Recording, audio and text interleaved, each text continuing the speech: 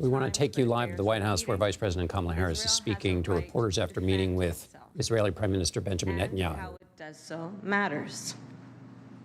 Hamas is a brutal terrorist organization. On October 7, Hamas triggered this war when it massacred 1,200 innocent people, including 44 Americans. Hamas has committed horrific acts of sexual violence and took 250 hostages. There are American citizens who remain captive in Gaza. Sagi Deko Hen, Hirsch Goldberg, Poland, Idan Alexander, Keith Siegel, Omer Nutra, and the remains of American citizens Judy Weinstein, Gad Haggai, and Itai Hen are still being held in Gaza. I have met with the families of these American hostages multiple times now, and I've told them each time they are not alone, and I stand with them. And President Biden and I are working every day to bring them home. I also expressed with the Prime Minister my serious concern about the scale of human suffering in Gaza, including the death of far too many innocent civilians.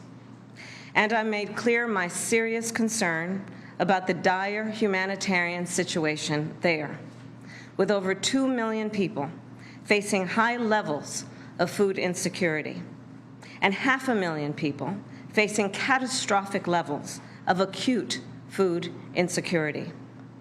What has happened in Gaza over the past 9 months is devastating. The images of dead children and desperate, hungry people fleeing for safety, sometimes displaced for the second, third, or fourth time. We cannot look away in the face of these tragedies.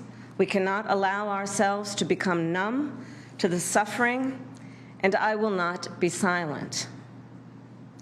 Thanks to the leadership of our President, Joe Biden, there is a deal on the table for a ceasefire and a hostage deal. And it is important that we recall what the deal involves. The first phase of the deal would bring about a full ceasefire, including a withdrawal of the Israeli military from population centers in Gaza.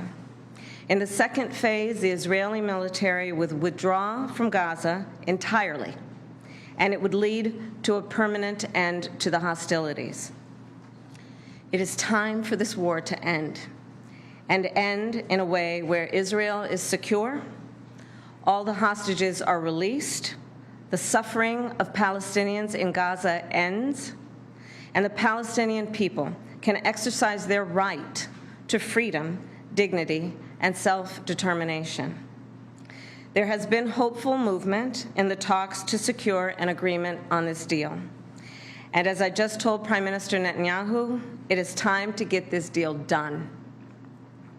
So to everyone who has been calling for a ceasefire, and to everyone who yearns for peace, I see you and I hear you. Let's get the deal done so we can get a ceasefire to end the war. Let's bring the hostages home. And let's provide much-needed relief to the Palestinian people.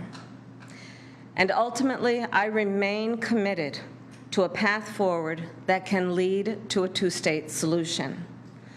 And I know right now it is hard to conceive of that prospect, but a two-state solution is the only path that ensures Israel remains a secure, Jewish, and democratic state, and one that ensures Palestinians can finally realize the freedom, security, and prosperity that they rightly deserve. And I will close with this then. It is important for the American people to remember the war in Gaza is not a binary issue. However, too often the conversation is binary, when the reality is anything but. So I ask my fellow Americans to help encourage efforts to acknowledge the complexity, the nuance, and the history of the region. Let us all condemn terrorism and violence. Let us all do what we can to prevent the suffering of innocent civilians, and let us condemn anti-Semitism, Islamophobia, and hate of any kind. And let us work to unite our country. I thank you. Madam Vice President, after your meeting, are you... Vice President Kamala Harris not taking questions from reporters. She was speaking after meeting with Israeli Prime Minister Benjamin Netanyahu. The Vice President, you heard there at the end, speaking about the complexity of the issue, that saying it is not a binary issue and that Americans need to acknowledge the complexity.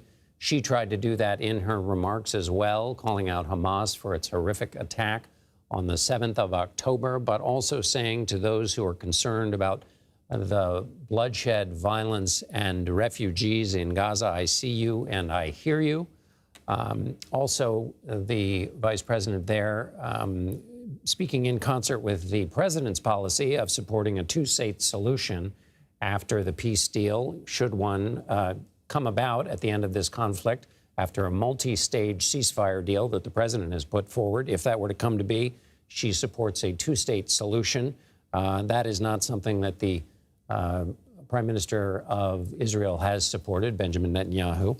And this, of course, all in the new reality of American politics, where the vice president is not just speaking now as a member of the administration, but as the likely Democratic nominee.